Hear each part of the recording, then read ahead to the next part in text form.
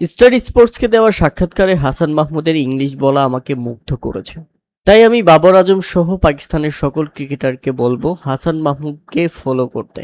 হ্যাঁ দর্শক, শুধু পাকিস্তানি কিংবদন্তিরা নয়, হাসান মাহমুদের ইংলিশের প্রশংসা করেছে পুরো বিশ্ব ক্রিকেট। এমনকি ইংল্যান্ডের সাবেক কিংবদন্তি ক্রিকেটার মাইকেল ভন তিনি নিজেও বলেছেন, এমন স্পষ্টভাষী ইংলিশে কথা বলা কোনো বাংলাদেশি ক্রিকেটার এর আগে আমার চোখে পড়েনি। অস্ট্রেলিয়ার বিপক্ষে ঐতিহাসিক এই জয়ের পর স্টার স্পোর্টস হাসান মাহমুদের সাক্ষাৎকার নিয়েছেন, যেখানে তার ভিডিও বার্তায় হাসান মাহমুদের ইংলিশ বলা দেখে পুরো বিশ্ব তার প্রশংসা করছে। এত সুন্দর করে ইংলিশ বলা যায় হাসান মাহমুদকে না দেখলে সেটা আন্দাজ করা যেত না।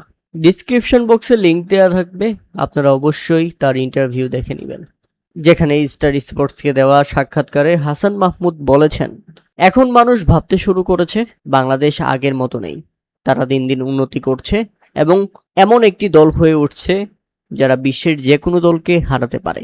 বাংলাদেশের সাম্প্রতিক টেস্ট পারফরমেন্সেও সন্তুষ্ট হাসান মাহমুদ।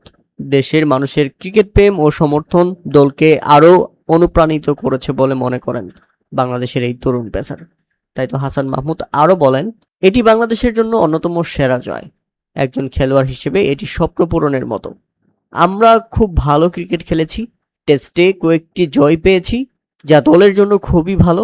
বাংলাদেশের মানুষ ক্রিকেট নিয়ে খুবই আবেগী এবং তারা সবসময় চায় আমরা ক্রিকেটার হিসেবে আরও উন্নতি করি। বাংলাদেশের পারফরমেন্সের প্রশংসা করে ওয়াসিম আকরাম জয়টিকে মহাকাব্যিক বলে অভিহিত করেছেন। তিনি বলেন, শক্তিশালী অস্ট্রেলিয়ার বিপক্ষে বাংলাদেশের এই জয় প্রমাণ করেছে টেস্ট ক্রিকেটে তারা কতটা উন্নতি করেছে এবং তাদের ক্রিকেটের অগ্রাধিকার এখন কোথায়। শুধু তাই নয়, পুরো দলের পারফরমেন্সের প্রশংসা করলেও হাসান মাহমুদের বোলিংয়ে বিশেষভাবে মুগ্ধ হয়েছেন ওয়াসিম আকরাম।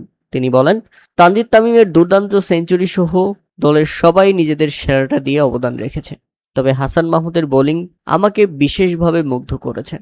নিখুঁত টেস্ট লেন্থে ধারাবাহিকভাবে বল করে অস্ট্রেলিয়ার ব্যাটারদের চাপে রাখার বিষয়টি আলাদাভাবে উল্লেখ করে না বললে ব্যাপারটি ঠিক হবে না।